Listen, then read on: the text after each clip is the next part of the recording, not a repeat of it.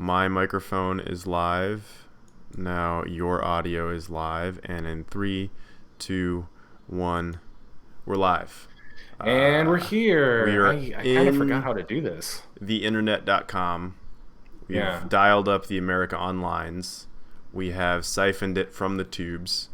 I'm at the Google. How do I get to the Facebook? We are one with the tubes after much time away from it. Big things happening at Loose Cannon Studios. Big things happening. A lot of moving and shaking going on. Literally.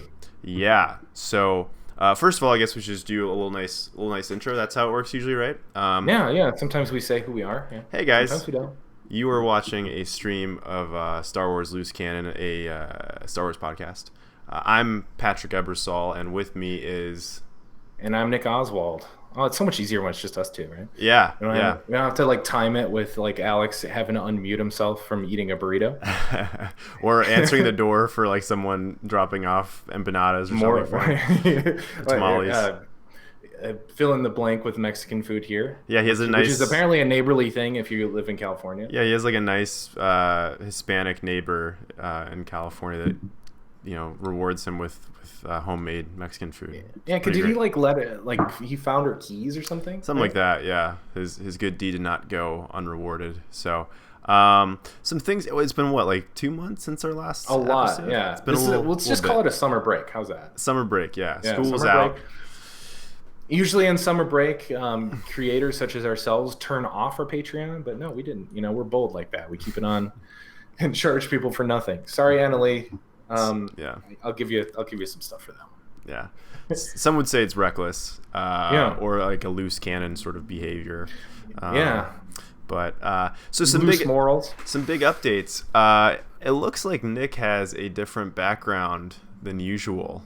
Do I? A nondescript white. Is that white or beige? Nondisclosed location. Yes. Yeah. Yeah, so this is the new home for a while. This is Loose Cannon Studios North. Alex would be Loose Cannon Studios West, and apparently you're Central still. I guess I'm Metro or something. Yeah, Metro. Yeah. Metropolitan area. Yeah. I could complete. This is gonna be imagine for best case scenario in a few months, this will have a shelf on it with all my Funkos, which is right now 2. For our listeners, Nick is currently in a room with a white background. I just need to make sure I can describe this as well as possible. With a white background behind him, completely barren, and he is pointing to it because he wants to put shelving on the walls, which would then be adorned with trinkets and goodies, perhaps.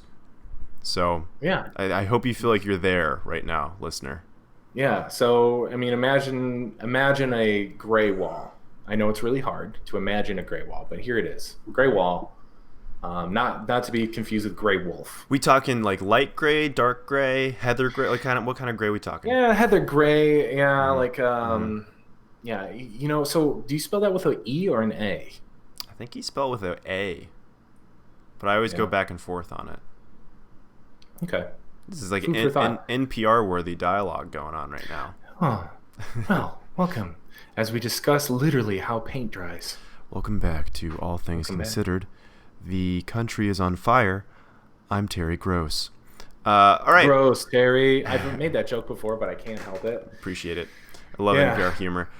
So you're thinking about some outfittings for your new space? Yeah. So right now, what I got for soundproofing is I literally took the comforter off my bed and it is now on the floor. Wow. So here, for those watching at home, here's what it looks like. Innovation right here. That's a nice design.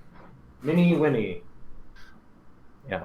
So here we are. So that is we call it a summer break. In other words, I was just lazy and I couldn't get it together enough to talk to my bestie Patrick about Star Wars. It's really hard. I don't know if you guys know how much work we put into talking about Star Wars, but it's kind of a drag. Yeah, it feels kind of like a prison sentence that we're being forced to serve out. It's like Mystery Science Theater 3000, but it's only Star Wars, and we have to find a new thing to make fun of. Yeah. But also go, oh, we love this. I'll take more of my money. Well, lucky for our listeners, and I guess lucky for us because it gave us a great topic to touch on. Nick, we will. Hey, Nick's been doing some traveling. You went to a very special Yeah. place. Where have you been, Nick? So I went to the great state of California, Oh, and yeah. in California, there's a center of commerce known as Los Angeles, Mm-hmm. and in Los Angeles, there is a place called Disneyland. If you weren't familiar, it's a theme park. Theme park being that there's fun things to do on the theme of Mm-hmm. Disney Mm-hmm. properties. Newly acquired Disney property, Lucasfilm, happened to have made a park there called Galaxy's Edge, and I got a chance to traipse on into the property. So it was a good time. So, all right, get your thoughts out of the way. What do you want to ask? What are first impressions? Go. Okay. What was the first thing, not that you noticed when you were there, Okay. but the first thing you experienced when you were there, like a nice little like touch that made you go like, ooh. I don't know if you've been to a Disney park before, Patrick. Oh, many Has times. this the case? Okay. So do you ever notice? And I've since reading like a Secrets of Disney book, I've been paying attention to this. I go to Disney at least once a year, by the way. Okay. Yeah, and it's a little bit of my disposable income. There's going been down op-eds towards written about you people. I know, like what the hell? Like, sorry, I guess I'm one of the, I'm part of the left that has too much money and doesn't know what to do with it. So anyway, if you notice, if you go between parklands, so say you're going from Adventureland to Frontier Zone or whatever they're called, I don't even know the names of them. There is like usually a transition period where if you turn around, it all looks like you never left Frontierland. But if you I think Liberty Square is another one. But then if you go turn around again, Liberty Square is just on the other side. So they do a good job of forced perspective, and it looks like you never left. And there's this transition period to where one window looks one way when you're across the threshold, and it looks the other way. And for some reason, they do a really good job of transitioning the music really in a nice flow. Ooh, good crossfade. So you got, imagine yourself in a tri-corner hat, playing a piccolo, and you're in Liberty Square, and you turn around, and all of a sudden it's like prospecting music, and everything is red instead of blue colonial time stuff. So they do a really good job of transitions, and Galaxy's Edge is no exception to that. So first of all, when you're walking through it, and this is the way it is in Disneyland. I have no idea what it's like in Disney World, but in Disneyland you have to enter through Frontierland. And you go through what looks like they bored a hole through a boulder in Frontierland to let you in. So it's almost like, wow, we discovered another part of the park, and it just so happens to be Star Wars. So it looks like there's a giant like Star Wars-esque drill machine that went through the wall, and in it you see kind of like streaky, what looks like the inner wall of like if you were in a mine shaft. So it's Star Warsy in a way where it's like it's letting you in through a weird effort, like the metaphorical effort of letting you into the park as opposed to the real effort of them building it over the last 3 or 4 years. And they have all these, they have like these very Star Warsy looking sconces on the wall, but they have like a very amorphous, categorizing. You're not able to recognize where this music comes from, but it just sounds vaguely Star Warsy enough. Okay. And it's hard for me to describe it because it's not like the Twin Suns, like do do do do do do. It's John Williams reminiscent. It's like Williamsy, and Yeah. it's kind of like Adventure Awaits, right? Because it's like, the flutes you're start about to playing, discover. and the horns, all the brass. And like kind of like twinkly of the different the sections and all this stuff. First of all, the transition is just like a Disney transition, and it gets you primed and ready to walk through the ancient planet of Batuu, and most specifically Black Spire Outpost. As you know, in Star Wars, all of the planets are all the same ecosystem, right? So there's no planet that has a little desert and then a little forest land. So this is I would assume a forest land planet that has a city or an outpost called Black Spire Outpost. You walk in and everything's very Star Warsy, as you would imagine, but it's a very specific kind of Star Warsy, as it feels kind of like you're on Jeddah in Rogue One. Yeah. So it's a very Jeddah looking kind of place. You've probably seen umpteen million walkthroughs of it, but it definitely feels like this new era of Star Wars. Although I understand that Rogue One is supposed to be kind of a prequel, so it's almost like an original trilogy type. But it's that design language of Rogue One, which is really cool in a way. So like the pseudo mechanical steampunk-esque like industrial space look.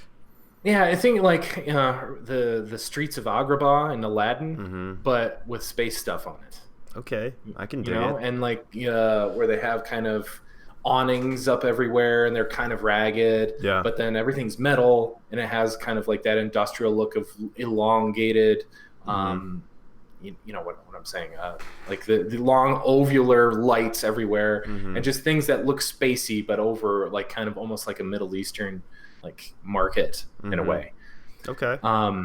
And right away you would imagine, okay, like when we were kids, think of this, you know, when you were 10 and you thought that Disney was going to buy Lucasfilm, and what would you want? And this is a question, not a theoretical. What would you want out of a Star Wars land when you were like 10 years old? Oh wow. I would want a ride based off of the swoop bikes in Return of the Jedi. Ooh, yeah. I would want probably some Starfighter rides as well, which I'm sure there's got to be. Come on, there's got to be a lot of things in play right now for that. I would want to fight a Sith with a lightsaber. Okay. And where would you want it to be though? Like, what would the setting be when you walked in? it's a good question. See, here's the tricky thing: is like I think of places, and I'm just like, I would want it to be like Coruscant or, Mos Eisley. Okay, so you're Or no, thinking of Nar something that's Shaddaa, specific. probably more metropolitan because I'm a city Ooh, slicker. But as I was thinking about that, I was thinking about the challenge that Disney had, right? Because they can't really recreate Hoth in a realistic way. A lot of the other places that do exist are not really known very well. Like Felucia is a jungle planet, which that probably also looks too similar to Avatar Land. Yep. And then exactly. they also need something to be like noticeable or reminiscent of the worlds that the passive Star Wars fan knows about. So I feel like Batuu is supposed to be Tatooine reminiscent, and so that there's like vibes of it, but enough wiggle room for them to kind of do their own thing. So, and also climate wise, it has to be something that fits California or Florida weather. Yeah, so it's okay if you feel a little hot, but it's also okay if it's like, you know, like chilly. like feels like Earth, right? So I definitely this is like a brave step that I respect, because it's completely outside of what you have experienced in any of the other films. Yeah. Like Batuu is a place that's never been written about before, until obviously the stories, which I'll talk about in a second. It has like a Star Wars design language. As I said, you can tell you're in a Star Wars park. But I really appreciate the fact that they're trying to make you a part of the story, because that's exactly kind of what it feels like. Because the people that talk to you and interact with you, like, are telling you things that are happening in the park for a reason, and they're not like recreating like, oh man, you know, Han Solo just left a couple minutes ago, like that kind of thing. Like it's more of like, this is a specific place in canon right now that you're visiting, and it's like this every day here. And I really appreciate that, because then it's like almost like a pair of Star Wars pants that you can put on instead of, you know, sitting and watching a film for an hour. Yeah, I dig that. Like, it's just something that it feels like they've really constructed it almost in a, I don't want to say like museum, but very much just something you can take in any order and soak it in. Maybe an IKEA would be a good example. Like, you can just kind of take it from any approach and enjoy what you want, how you want to enjoy it. And the thing is that I'll be curious about, I don't know, I'm assuming you dealt with this. So because of the crazy demand of Galaxy's Edge, along with the fact that it's pretty new, Disney has created like a queuing reservation system to make sure it doesn't get overcrowded, and that you can have like an enjoyable time where you can actually like wander the streets and not feel extremely cramped and overwhelmed. So were you did you have to place a reservation for it's a 4-hour bit, right? Yeah, let's talk about that, because this is a question I had for all the Disney people that were trying to get you to sign up for a vacation package at Star Wars Celebration. It was like, I marched up to the Disney place and I'm like, how do you even get in? Like, is this going to be impossible to get in for the first couple months? Mind you, this opened May 31st, and I was going in mid-July. So this has only been open maybe 8 or 9 weeks, and it was not at all crowded. Any more than I would say any other Regular, time that I've yeah. gone to a Disney park. And think mid-July, this is peak, right? And I think what they did, and this is either deliberate or accidental, and someone messed up and is probably getting fired. I think they overhyped the fact of how you need a reservation, which for the first couple of weeks probably was pretty crazy. Like you were not getting in there unless you had a reservation or had the flight crew, I think they call it. But they overhyped it so much that I think it scared people away, because there's no reason why in mid-July on a Friday, which is when I went, that I should be able to easily walk in and out of everything. And I was pretty much able to do anything I wanted there other than get into the cantina and get into the lightsaber shop. Nice. Which those are reservation systems anyway, and I don't know if you know anything about Disney reservation systems, but they're insane. Yeah. Like you have to basically wake up at midnight 6 months prior in order to get reservations. I don't know if that's about like that for the lightsaber, but for all of the food parks, if you have a food package, because typically if you have that, 6 months in advance that you're going to the park. But we've done this a couple times where we literally woke up at like 1 a.m. or 1 a.m. Eastern time if it's Disney World, and we've had to go, all right, I want to go to the Snow White Castle for breakfast in 6 months. Let me put it in a reservation. So that kind of stuff, anything with a reservation at Disneyland is just insane and stupid. Yeah, I mean that's a bummer. It's like a double-edged thing where I think it's a great idea. It's very adult of me to think that the theme park having like reservations is a great idea, because I don't know, like that can be a big hamper on especially your first Galaxy's Edge experience if you have a bunch of unruly people just like, smushing themselves in line or like whatever, and you just don't get the chance to actually enjoy everything there is to offer within the time frame. I remember did you see any of the memes like expectation versus reality, where they showed the stills of a family taking a picture in front of the Millennium Falcon, but that's expectation and reality is that there's like 800 people in your way. It's actually not true at all. They do a really good job of making sure people aren't standing right in front of it unless they're taking a picture. Well, and here's what I love is that like with Galaxy's Edge, and you can correct me on this, with Galaxy's Edge more than any other land in the park, they actually have like a canon or lore based enforcers who can basically come up and kind of be jerks to you and shepherd you away with the stormtroopers. Like I've heard that with your reservation too, like once you start overstaying your reservation, the stormtroopers will come up and ask you politely to leave. Well, not politely, but forcefully ask you to leave in a in character way. Which I mean, like it's just like a cool little touch where it's it's something that I think in a lot of situations would really annoy you, but in Star Wars then you're like, oh my god, I feel like a real rebel right now. The stormtroopers are giving me a talking to. Wow. Oh, I better go. What's gonna happen? Is Kylo gonna come out and force choke me? Yeah. So did you see that at the photo ops? Did you see the stormtroopers kind of shepherding people around? Yeah, but they weren't, because there wasn't a reservation system and I wasn't in a flight crew. It was just open. You could come and go as you please. Oh, nice. So instead what they were doing, and I don't know, I always wondered how they initiated their voice, because obviously it's not them talking, it's like little voice clips, but I don't know, I don't see where they're hitting the buttons. Maybe there's something on the inside of their glove or something. It could be, but like I don't see them like do a trigger finger to do, or maybe on like, their gun. Their gun might have something. Yeah, because they were holding their gun possibly, so maybe they're just like beep beep beep beep beep. But they have so many phrases, like it never seemed like they repeat it. Yeah. So as opposed to in Disney years past, they have first order stormtroopers and they're saying like 6 or 7 things. Like I never heard them repeat anything other than move along or out of the way, like out of the way, out of the way. Yeah. But then there of course were first order what do you call them? Officers. Oh, yeah. So they did not have helmets on. They had those little flippy caps, right? And they were just walking around being dicks to everybody. There was at one point a woman was FaceTiming somebody's like, look at this.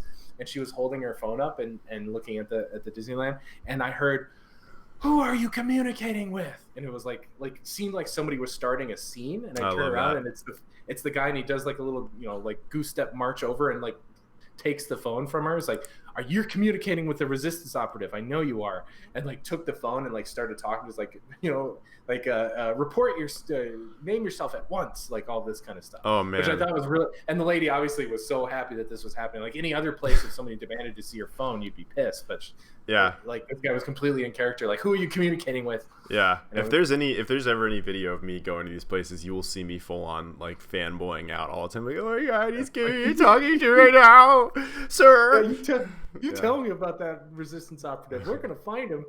yeah. I've seen some Kylo Ren run-ins too on the interwebs of him kind of giving a dressing down to some people too. So yeah, I saw him walking. He picks people out who he thinks are loyal because they're wearing dark side stuff, and he's like, very good, or something like that. But then people wearing light side stuff is like, you know who the resistance operative is. Nice. I like the Kylo Ren voice you're doing. What girl? Okay, so I'll throw a couple things at you, unless you had another topic you wanted to bring up, and I'll get your thoughts on it. Because I've, big fan.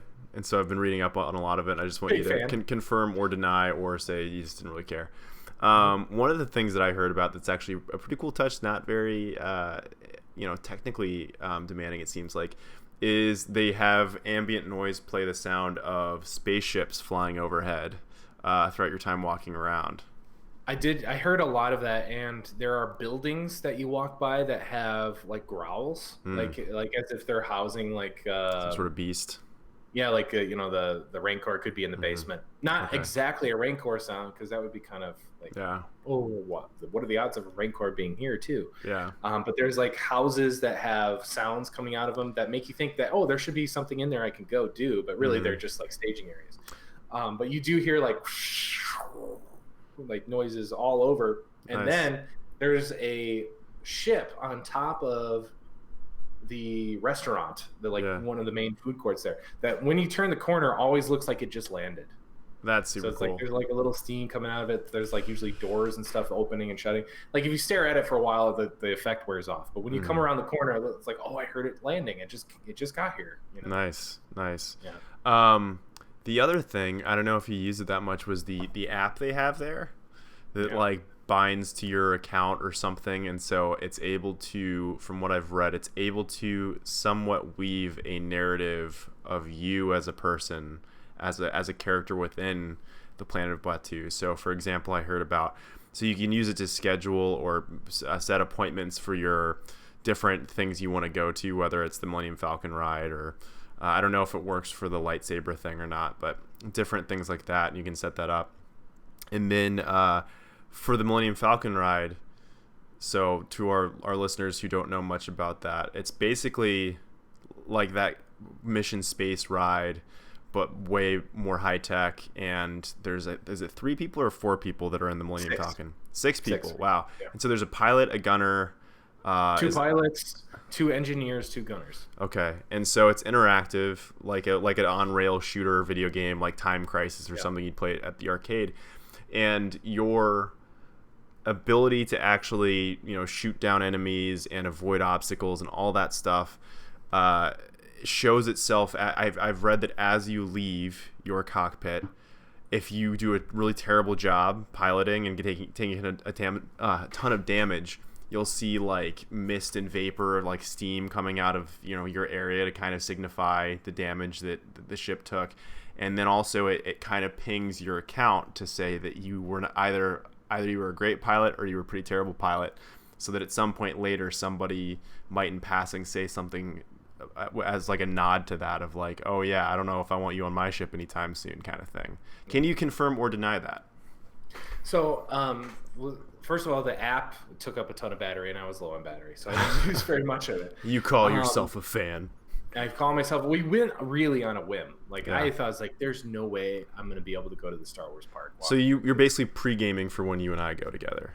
Exactly. Yeah, and we'll bring a battery pack and whatever. And you could go like rent a battery pack from Disney, but I wasn't thinking that well. So I didn't do that, but I did do some really cool. Like you can like move your phone to go find signals and steal them from the First Order, and like you have to like put your phone in a certain way and point it in the right place, and then all of a sudden it downloads a file. that like talk. You can just hear their chatter throughout the base, whatever. For Smuggler's Run, the Millennium Falcon ride, there's specifically a flight crew thing. Of course, I didn't have the app ready by the time, and I was losing battery, and there was no Wi-Fi, so I didn't get a chance to do it. I can't confirm or deny that they come and tell you that you did a good job, because I don't think they could pick you out in passing. I think they could do that if you took it to one of the places and used your app to pay for something, or if you used your app to do a reservation. Maybe at the lightsaber thing, they might go, "Oh wow, you did a good job," or something like that. But I doubt that happens all that often, because they'd have to be able to identify that 6,000 times a day. It'll probably be more effective with the Disney World, the Florida park, is going to have the full-on role-playing experience where you can stay at their themed resort that's in the Galaxy's Edge land, and they give you clothing that's like lore-friendly clothing and all this stuff. And so I wouldn't be surprised if they show some sort of like QR or magnet type thing that gives off frequency that would like hold all your stuff in there. They already do that with your band, right? So And I would imagine they would just do that with like what they really should do if they're wanting to be in canon is use cylinders. The data cylinders that everyone carries around in Star Wars. They should do that, and like you touch your cylinder to something. Yeah. So I mean, my assumption is that they're probably using the same sort of tech that the Amazon shops use, where you can just pick stuff up and walk out, and it like can track what you're doing. And so I'm assuming the wristband has some sort of similar thing where it links up to your Disney account, whatever. But in Disneyland, they don't have anything like that. They don't strap anything on you. So if they were to do that, they would have to have, like you said, some kind of NPC. What is it called? NPC? NFC, near field communication. Yeah. So you want to talk about the Smuggler's Run though? Because I would love to. I mean, it sounds like the highlight so far, but it's a high. Yes and no. Okay. So standing in front of the Millennium Falcon, it looks like you can walk in, but you definitely can't. Right? It's a full-scale replica, right? Full-scale replica. It looks great. I wish you could go up in it, because I'd like to see it, but it would take away the specialness of going through the ride, because the ride is supposed to be where you go through it. But the on-ramp is open, so you can like kind of look in there, and it's very cool to take pictures with. It's very picture-worthy, but that's all it does. Okay. I went to the single riders line, and it was an hour and a half wait, but I got through it all in 45 minutes, which is pretty great. Overall, the ride itself is pretty underwhelming. Really? And you're gonna hear a lot of people talking about this, because it's not responsive enough to where it makes you jingle jangle with all the things on the wall, and then nothing really changes, and you don't really know how you succeeded. Right. Okay. So the one we did, we had to go get coaxio or whatever. We had to go get some coax and steal it. Coax cable for our cable TV. We had to go steal it from the First Order, and then I was an engineer, so I was responsible for hitting buttons whenever things were broken.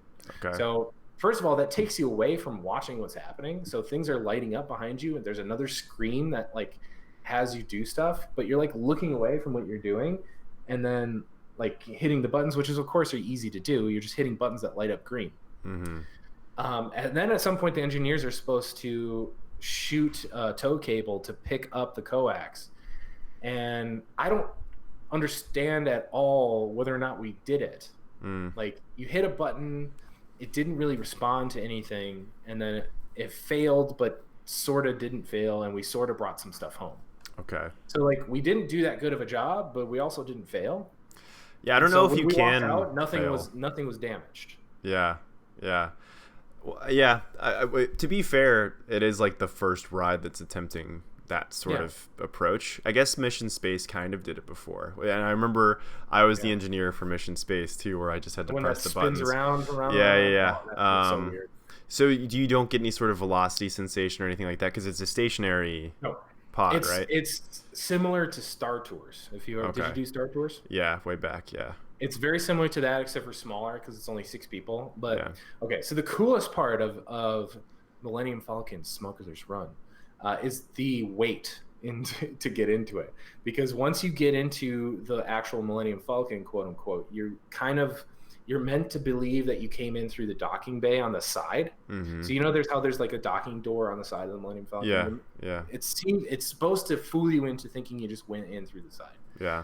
When you get in there, there's the main holding area, which looks perfect. So you see the Djarik table, you see the medical bay where Chewbacca was hurt in the Force Awakens, and you see all this stuff. And obviously, this is supposed to be the era. I want to say, because Kylo Ren is still fighting around, I want to say this is the era after. This is after The Last Jedi. I want to say. Okay. So this is meant to be, somebody has gotten the Millennium Falcon in between The Last Jedi and The Force Awakens. And obviously, let's say Kylo is killed or redeemed. Obviously, if that happens in the last movie, this is supposed to take place before that movie. Okay. And then, so it looks just like the Millennium Falcon in the sequel era, which also looks pretty good compared to the original trilogy era. But the lighting is perfect. Everything is just like weathered in a way that you would expect. The gas masks are right where they need to be. And once you get in there, there's actually a lot of other riders in there with you. But they're kind of corralling you. There's a lot of handlers in there helping you to go in the right place. They do a really good job of fooling you into believing there's only one cockpit. Yeah. And really, I think there's 6. Yeah. I want to say there's 6 or 7. They do like a rotating trickery thing, right? To make it seem like you're walking into the only, They hand you out these job cards that tell you what you are. So I was an engineer, and like, okay, once you get here, stand here. Now go over here, and then stand here for a second. Now come around, and then you've kind of been like jolted around so much that you don't know where you're at in the middle, and then all of a sudden you come out around a corner, and it looks like how the hallway looks approaching the cockpit. Nice. So I bet no matter what, they kind of turn you around a bunch of times, and then finally you come around the corner and it looks like you're in the place that you need to be. Okay. That was really well done, and then you could tell they thought about that for a long time, because people are going to go in and it's like, this isn't real. Yeah, I will say that's a part of Disney that's uniquely like great compared to a lot of other theme parks, is they actually do a really great job with a lot of their lines. Because I remember even way back when I went there when I was like 12, one of my favorite things was the lobby/line for the Tower of Terror. Because part of the ride itself is you like learning the lore and the story and the world of the ride, and kind of taking the little details as you go, and so it keeps you entertained and it informs you as you're going towards the ride. And there's not a lot of other parks that do nearly as great of a job as they do. Which now in Anaheim, it's Guardians of the Galaxy. Did you know that? Yeah, and they have like... And it's even better, like, because you are in the collection thing of Benicio del Toro. I forget, Benicio del Toro's collection. So you're in Benicio del Toro's like collection area with all the aliens. His name's the Collector.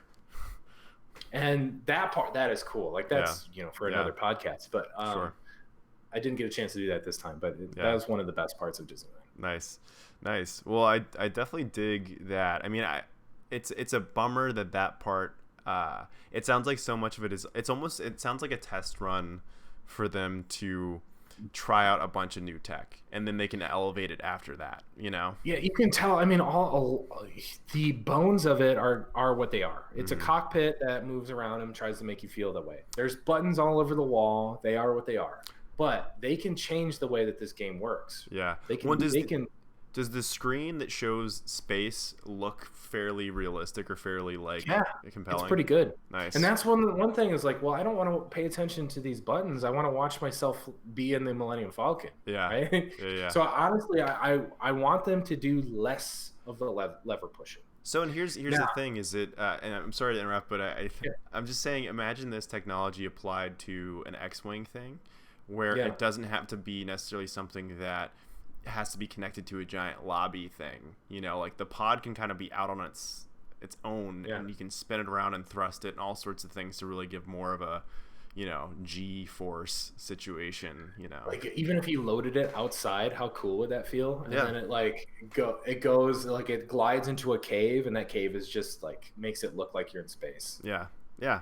So sorry for interrupting. What were you saying before I jumped in with my X-Wing idea? So obviously, the pilot is the spot you want. You don't get to choose, and obviously the little kids kind of gets favored for pilot because that is bullshit. Yeah, fuck you! I've been waiting 30 years for this shit. Yeah, get out of my way, kid. And I was by myself because my wife and our friend, they're like, you go have your fun. We don't want to bring you down. Nice. And I was like, I just want to be like the lonesome 30-year-old bearded guy, comic book guy. Fuck off, kids. I'm piloting this shit. Excuse me, can you answer me these questions 3 about Star Wars lore? Then you will win the title of pilot. Do you know, kid? You've just started watching Rebels last week. I've been on this shit since 1983. A Chicago man was booted from Galaxy's Edge this last week after asking a child if he knew what jizz was. He tried to defend. What jizz whaling is? He tried to defend it as a genre of music. The jury's still out on that. More news at 6. Permabanned from all Disney parks. But anyway, it obviously, no harm done. Be the pilot. Had the kids be the pilot. Yeah. But the coolest part, and the only thing that is worth it, is so this whole thing is narrated by Hondo Anaka, which is originally a character from Clone Wars, right? Is it Rebels or Clone Wars? I think it's Rebels. There's going to be some Rebel people that are going to murder me, but. So it's narrated, and the coolest thing is when you are pulling out, because it makes it look like you're pulling out of Batuu, right? Because the whole idea is that you're pulling out of the square that you just walked out of. Yeah. And when you get up into space, he says, "Punch it," and the levers that you're supposed to pull, there's 2 of them. They light up green, and then each pilot is supposed to grab their own and pull it. Yeah. That's the only thing I want. Oh man. Yeah. I'm sure, and I didn't reach up and grab it, obviously. Smack the kid's hand out of the way. You really get people. He wasn't paying attention. The kid on mine, it lit up green, and his dad had to do pull a thing. That would be tough to see. That'd be tough. I really wanted when this was done to go up, but they really usher you out of there. If only you could do full on, just to see what it felt like. If only you could do full on Harrison Ford, like, kid, do you know what you're doing? What are you doing up there, kid? That's where I sit. Yeah. But that's the only thing I want. I don't really think you need to have the other things can light up, and the other thing they're real switches. They feel really nice to touch. Like you can flip them back and forth and hit the buttons. They can exist, but I don't want to pay attention to them. Yeah, that's fair. That's fair. So maybe they'll take that feedback. Maybe they won't. It sounds like a very modular ride that they can add improvements. Change mine. It's not screwed forever, right? Yeah. They can make little tweaks and they can go. You know what? The only thing people want is to pull a lever. So yeah. There you go. And to grab coax or whatever, and it's just so clunky, and you're unsure of what's actually happening. And if you've succeeded, that I don't see why you even need to do it. So Nick's verdict. Great ride. A lot of promise, but unfortunately not fully meeting the bar just yet. Yeah, and it gives me hope. I wasn't disappointed by it because I'm it's still really cool. Still see all the potential. And we could go in a year from now and it might be at just really dialed in. Yeah. Yeah.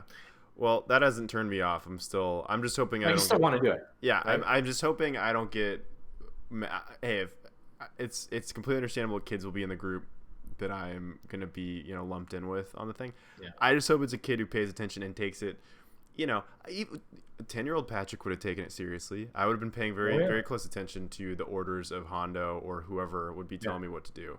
This kid was very, very young, and I think he was just watching the screens and then his dad's pull the thing.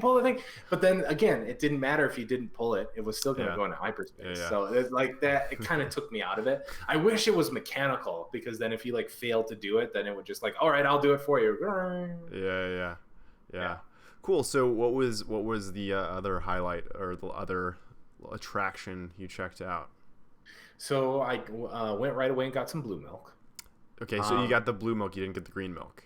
I overheard somebody talking, and this was an employee, and I feel like the employee knew this person, but they said, "Oh, good, you got the one that doesn't taste gross." Oh, nice. So I think green is supposed to be gross, or maybe not taste that good. I heard that green has sort of a flowery taste to it, and blue has came out of a space cow teat, of a giant seal's teat. And then the blue one is supposed to basically just taste like horchata, is what I've. It was kind of blueberry-ish. It was more it tasted like a berry that should be blue. It was very, very pleasing. I'm hoping with your beard, which I've already referenced in the past, has a bit of a shape of an Obi-Wan or an old Luke at this point. It's perfect for you to do the Luke lip smack where you take a swig. Yeah, get that up in the mustache. I just did that. Yeah. Well, maybe it's supposed to be kind of gross because he kind of makes a cringe as he drinks it. Like it's not 100%. Supposed to knock it back and move along. Yeah. So I got some blue milk. Honestly, the other ride isn't open, so the best part is to just walk around and just check stuff out. Yeah. Um, So that I was not one, moved to buy anything. Weirdly enough, the okay. commerce didn't hit me. Well, to be fair, a lot of that stuff probably costs at least $50 for whatever trinket. So you have to I make kind a. of wanted a holocron because they're really dope and you can put different crystals in them. And apparently, if you put the wrong crystal into the wrong holocron, it kind of freaks out and goes into this weird, like, Huh. Jedi chaos mode. Nice. But they only had the dark side ones, which I don't think look as cool. And I asked, like, where are the Jedi holocron? And then I kind of stopped because everyone is in character in this Mm-hmm. park. Yeah. So you don't go build a lightsaber. You go and look at this guy's junk. It's salvage. Sorry. I didn't. That sounded bad, but like, oh, you're gonna go salvage some precious metals because I go, is this where you build the Yeah. lightsabers? Like, well, we have precious metals. I Yeah. was like, oh, okay, all right. So, well, how do I go and Cut the prosecute the shit. price? But anyway, I walked up to the ladies like, hey, do you? I only see the dark side holocron. Do you have the Jedi holocron? And I go, am I supposed to? And I kind of like had a mocking tone, but not mocking her. I was Mhm. like, am I supposed to go find it on my own? Yeah. And she goes, no, we're just out. She was sick of being in character. I can respect that. Yeah, I was like, oh, am I supposed to go on a journey? And like, oh, brace yourself. When you're ready, the Jedi holocron will show itself to you. And Yeah. she goes, we sold Oh, it. we've ordered more. They just haven't come in yet. So. Apparently, they're having a big problem with that because everyone's ordering or buying it all and putting it on eBay. Well, then, yeah, you have a lot of collectors. So, little side note here. One thing that I've been extremely drawn to more than anything else at Galaxy's Edge, and I've talked to you about this, Nick, is checking out the guy's junk. I want to check out the guy's junk. Is building the lightsaber. I don't know if any of our listeners have checked out the lightsaber building process. There are videos of it online. You can spoil yourself on it. I spoiled myself because I know that I can't really spoil that experience because holding the lightsaber will be a thing in and of itself. But essentially what you do is you go to the salvage shop that is hiding a backdoor area to where you can go and build a lightsaber because they're trying to keep it on the DL around the First Order.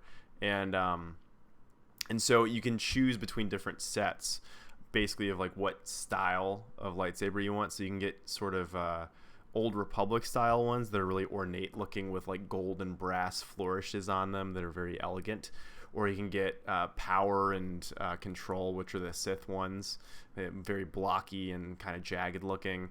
You can get these other ones which I've never seen before, but they're like a nature inspired one that have wooden pieces and stuff incorporated into them. And then finally you can get your regular Jedi ones. And then from that you basically just lock these pieces into place to build the sort of hilt you want, and you choose the crystal for your lightsaber. I think you can choose between purple, blue, green, and red. There might be more down the road, but it's this like sort of religious type ceremony where everybody, you listen to a couple of monologues and dramatic music plays and all this stuff. Yeah. And then and then you can go and buy crystals as well, so that even if you do have a green lightsaber, I think for like $40 you can buy like a purple crystal, so you can swap that in and that it'll be a purple lightsaber at different times. So one cool thing though, part of the reason I went on this whole tangent was there's this fun lore based scavenger hunt type thing where it's a sort of golden ticket Willy Wonka type thing where every like 1 in every 100 red kyber crystals there's a black force crystal in there that it still turns your lightsaber color red, but I guess you can put the different crystals into the holocron readers or whatever, and it will tell you different stories. And so apparently the black one tells some story about a Sith Lord that you don't hear about in the other ones. So and I've heard that the Sith ones all have this very ominous, haunting sound to them of like a compelling, ghost voice trying to tell you to do X or Y and all that stuff. So really want to get a lightsaber. It sounds pretty awesome. Apparently the hilts are like sturdy metal, so they're supposed to be about the same weight as like a Maglite flashlight, like a good 10-pound like heavy duty guy. So and then in the Curios Hall or whatever, they have a belt clip that you can buy, and then you just put it on your belt for the rest of the day. Just like Luke. Yeah, just like any old Jedi. Yeah, and So, then you can also get droids. You can build your own droid, I believe. And if you have a droid, you can get a little carrying case for him. And I guess if you cross another person that's bought a droid, the droids will talk to each other, have little conversations. So yeah, that I'll say that part was really cool too. Again, I didn't feel compelled to buy that. yeah. That's not what I'm into. I would much rather have done the lightsaber. But the droid building is pretty legit. Like Hmm. it looks really cool. Like there's a conveyor belt of spare legs Hmm. like going above you. I think at some point there's like some kind of there's like an Easter egg if you watch it for long enough. I think you do see something like inside, you know, Star Wars joke. Hmm. But that place was really cool, and a lot of people were buying droids. And you could Nice. go and buy a personality chip, and I don't know what that actually did. I didn't stop and ask anybody or watch it for long enough, but man, so many places to separate you from your money. Yeah, I think the lightsaber and the droid ones, if I remember correctly, I know the lightsaber is supposed to cost like $200 to do it, Yeah, and I that's would about. happily set that money aside to do that. Just bought a house. I spent $200 to get into the park. My wife was like, "Yeah, no, you're not getting that right now." Yeah, priorities, So man. priorities, I'm man. gonna live in a crappy living situation and have a great lightsaber glowing on my back wall with a Yeah, nice green saber glowing. Um, but I'll I do it mean, someday. thank you. I don't think Galaxy's Edge is going anywhere anytime soon. I think it's just gonna get Nope. bigger and bigger, and uh, they're figuring out cooler and cooler things to do with it too. So And I didn't had no idea that I would be going there within the first 2 months. Like I figured, like, yeah, no, I'm not going until like fall of 2020. yeah. And this was just on a whim. Like we were visiting friends and like, hey, why don't we just go to Disney today? I was like, I haven't had time to plan. And sure enough, I was checking the app because I thought, oh, I need to get into the flight group and I needed to, do this, do that so I can get into the park. And then sure enough, like the whole time I checked the app and I kept it open for days that I wasn't there just to see if it Hmm. ever kicked you into a flight group. Uh, never did. You could go in and out. So they've sufficiently overhyped it so much that they scared people away. And either that was on purpose, or also I do see there were some blog posts or some inside details that their attendance is lower than they thought it would be. Hmm. And again, that could be a ploy too. They might be saying, "Oh, by the way, it's very not busy. You could come walk right in." Yeah. Yeah, I mean, if I lived near it, I would definitely go and visit it, but I don't. And also, you have to find a group of people too. At our age, being adults, currently with no children, we don't have much of an excuse to get there, and you have to at least get one or two friends to go with you because it'd be kind of weird to go to Disneyland all by yourself, you know? Au contraire, mon frere. I mean, Really? I was there with two other people, but I There's was no walking around judgment. Batuu by myself. Yeah, I want to say no So, judgment. I'm just saying, as somebody who yeah. once had to ride the Italian Job roller coaster ride at Kings Island by himself in the car, you feel very self-conscious like about sitting there and like enjoying yourself because you're like, if you're like, yeah, by yourself, you feel weird, and if you just sit there like, Mhm. you feel weird. So if you can do that, hey man, go Yeah. for it. You're a I mean, I stronger went to person than Star me. Wars Celebration by myself. I went to Galaxy's Edge by myself. Whatever. This is the life that I'm leading. No, it's a good. I'm investing in a huge Star Wars customizable card game, and I'm playing Ooh, by myself. ooh. So Patrick, I have a little bit of a problem. Hey man, if you I ever have a want little. to, throw on a Skype call with the two of us playing it, I'm Well, you down. should build a deck and look at. I've probably spent way too much money on this shit. Yeah, So those are some big shh, boys. I'm gonna keep down. So yeah, so I'm living this Star Wars life by myself, Nice. vicariously through you, my friend, because now we're cyber friends because we don't live in the same city anymore. Yeah, yeah. So if you had to give it an out of 10 rating with some critical notes of how to improve, what would you score it as? Okay, let's split this into three scores. Okay. Okay, so we have the aesthetics, right? Hmm. So what's it look like and what's it feel like? We have the experience of interacting with things, and that includes the rides and talking to people. Hmm. And then let's talk about the commerce aspect. Like what is there cool stuff to buy? Yeah. I'd say the feel and aesthetics of it is a 9 out of 10. Just simply because there's just a few things that could be tweaked just a little bit. I think Mm-hmm. one part of the park is completely dormant and there's nothing there. It just feels like you're outside. So I don't know if that's going to change because that's where the other ride is going to be. But there's like a part where you feel like you've just dropped off the map a little bit, Okay. as opposed to like it's very condensed and dense, like right around the Millennium Falcon, Mm-hmm. right where the shops are and where the First Order outpost is. So interaction wise, I'm going to call it a 7, maybe a high a hard 6. Okay. Just simply because the Millennium Falcon ride, it just isn't there quite yet. It's I think it's prioritizing the wrong things. I want to say it's a light 7 because they can easily just change it and it'll be a 9. Mm-hmm. There's a little bit too many of like elbow jab jokes. Like I think there's something over the announcement with Hondo saying when did how many parsecs did this ship make? Oh, I don't remember. And like everyone's supposed to go, it's 12. Guys, like, remember parsecs? There's all these little things like, don't overuse that joke. Stop doing it. There's like all these little things that like, you can make it a little less in your face. When you went to the droid shop, did they go, are these the droids you're looking for? Oh my God. If somebody did, I'd punch him right in the face. Now! Like, no, shut up. Take it back. Yeah. Yeah. And then I'd be permabanned from Disney parks.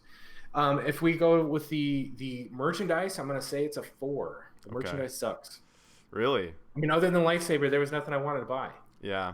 There was either stuff that was insanely expensive, which I don't know anyone in their right mind would want to carry around. Like they had like busts of Obi-Wan. That's what I was gonna say. It's like carved. like a 1/8 model of Vader's castle that was like $500. I'm like, why would I buy that here? Like that's like I get it. Like the point of it is that it's stuff that you can't get anywhere else, so you have to buy it there. But like, at least with the lightsabers, they give you a cool little like backstrap thing with like a foam tube. I wanted stickers. Like I wanted stickers. I wanted things to like put.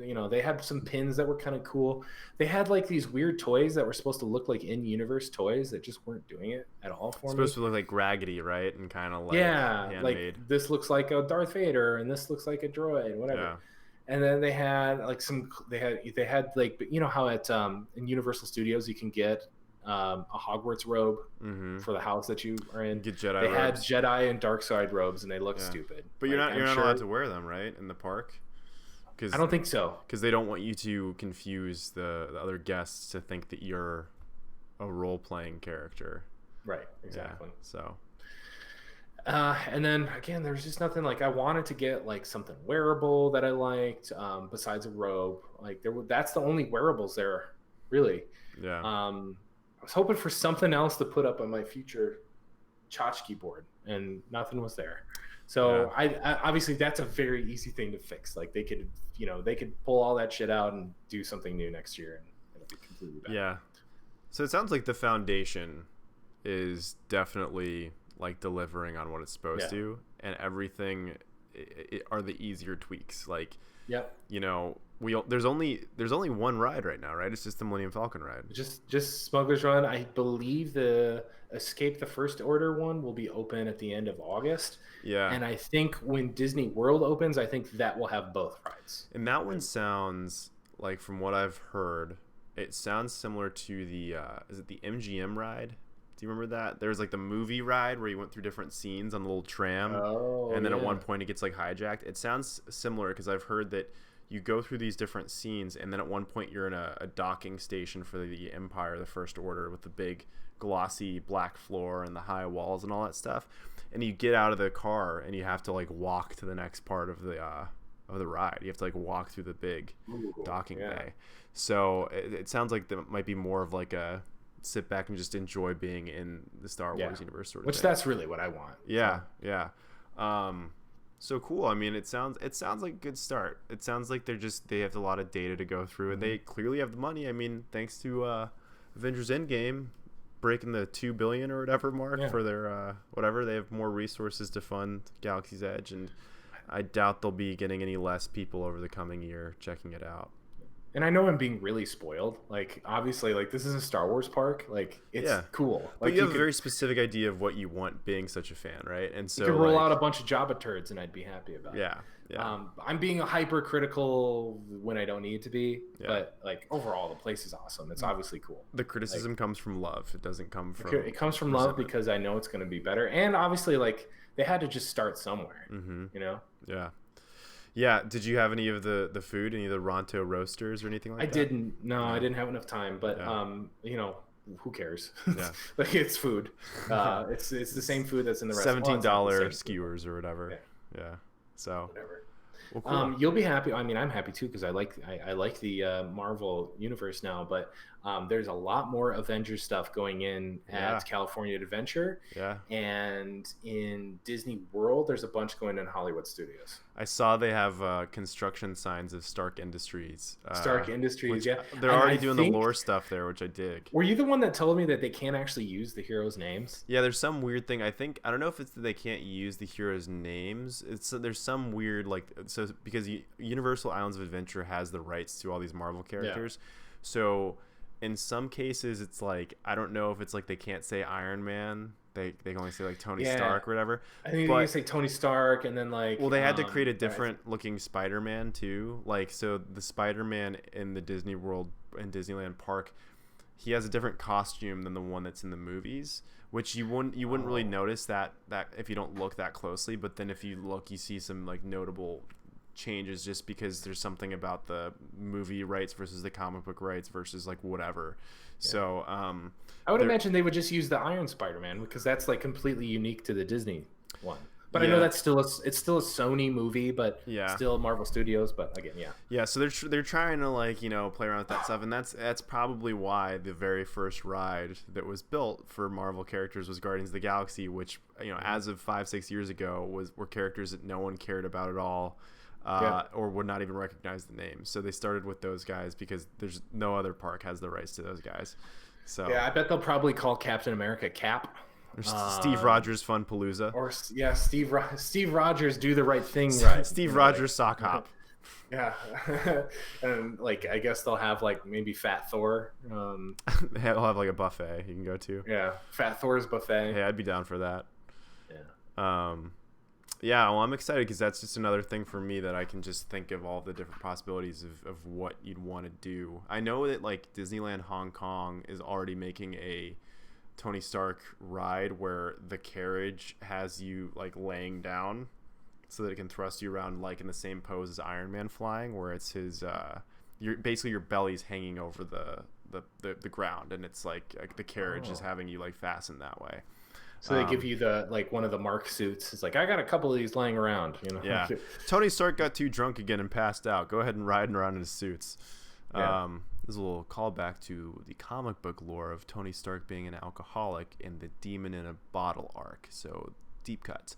But yeah, it's cool stuff to check out. I'm sure we'll be staying on top of it and reading up on it. I love the pseudo Westworld-esque things where they're trying to make you a part of the world, So I'm hoping to hear more about that tech as it evolves. First thing I did on the car ride home was immediately get the canon comic books for Galaxy's Edge, which are a little schlocky. They're a little bit on the nose, but like the art looks just like the park, which is kind of cool. And they're like, oh, well, you can find this at Doc Ondor's Den of Antiquities. And like, I worked for Doc Ondor, and this is how the Millennium Falcon got it done, blah, blah, blah. So like there's a whole arc, and it's kind of spans a bunch of different eras. Like it talks about Han Solo. Obviously, the future doesn't have Han Solo in it. So they kind of go back and forth with a bunch of these different stories.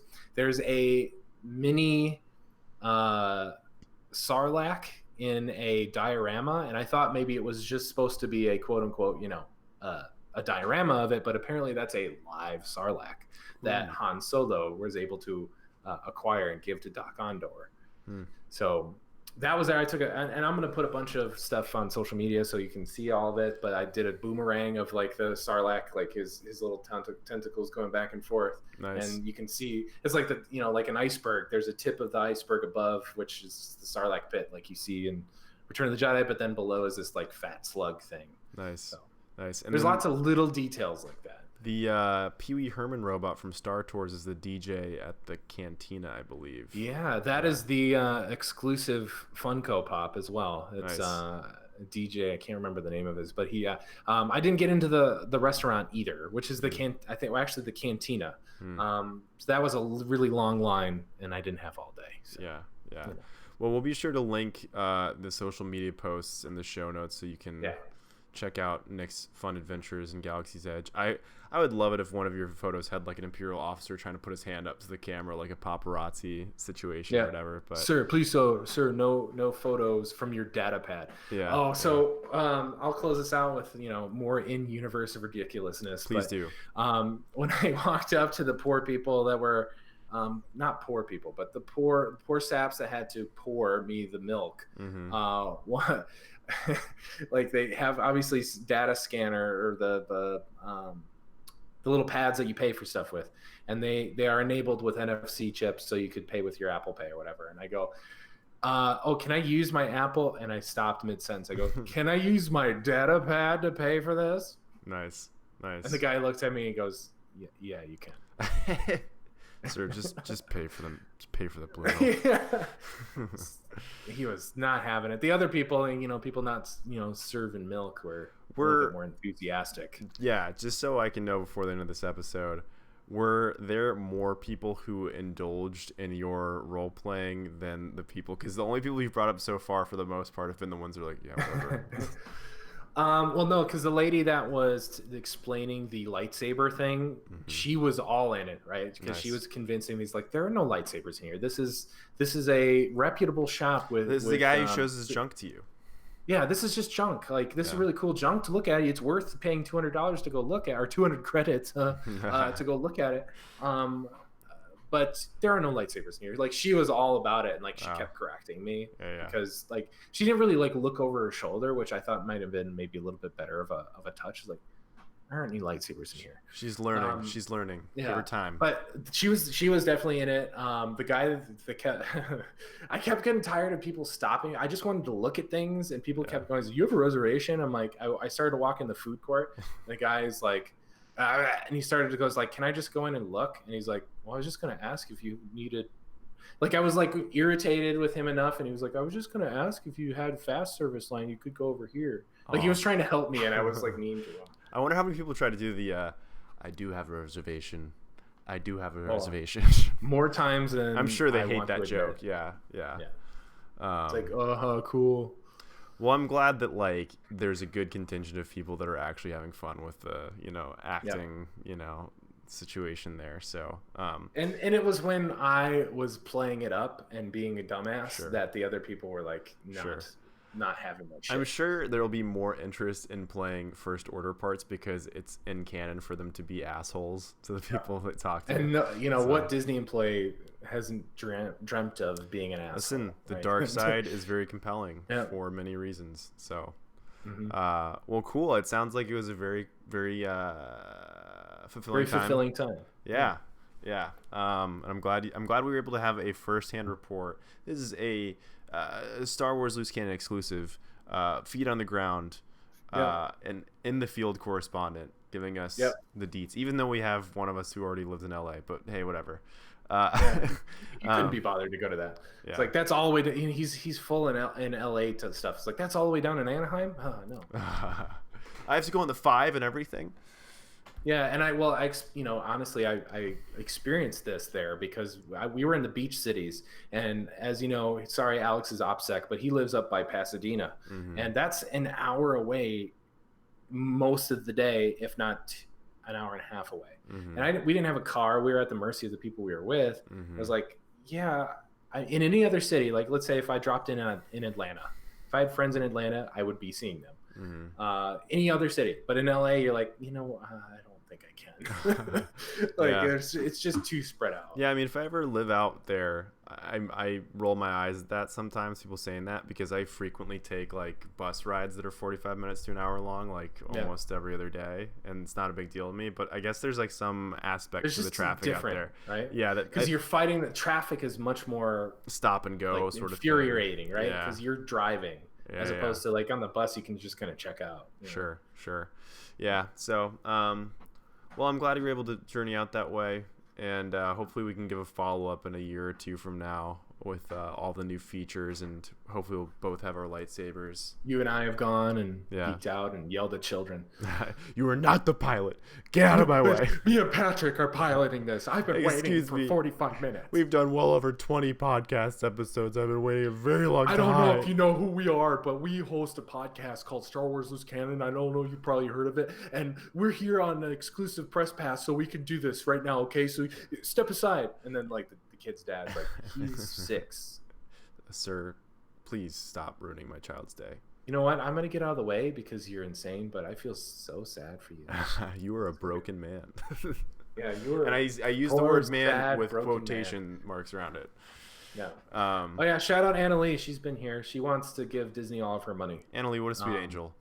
Yeah. And she enjoys Star Wars by herself just like I do. When I go to Star Wars Galaxy's Edge and I make my lightsaber and they have me hoisted over my head, I will whisper the words, Annalie. I will say, hey, for Annalie.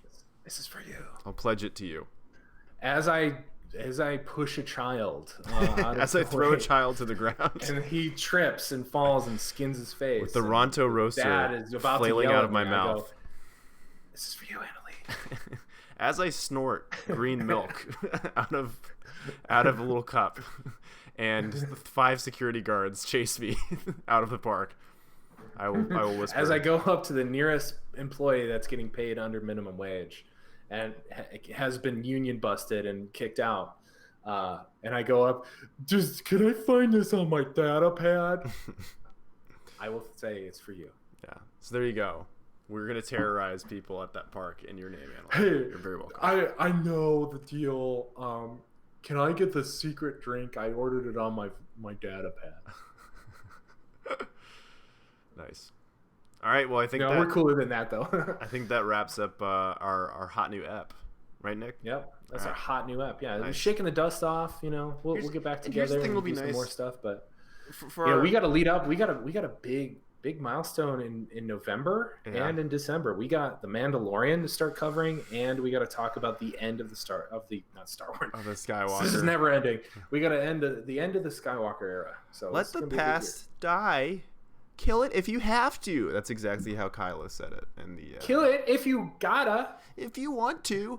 And you'll have whoever watches our streams will have little Easter eggs because you'll see Nick's background kind of populate with little trinkets over time. You can tell what era we're in, like just like a Kiss album. You can tell which depending on what Gene Simmons looks like. Exactly. Nick, you were the Gene Simmons of Star Wars Loose Cannon. I would. Here's a little disclaimer here. Don't get too excited about hearing me all the time. I think I have a throat nodule. I might have to not talk for a month. I'm not kidding. Oh no. Well, yeah. And I was about to go stick my tongue out really far for you. And don't do that. I might injure my throat. Don't do that. Sending midichlorians your way.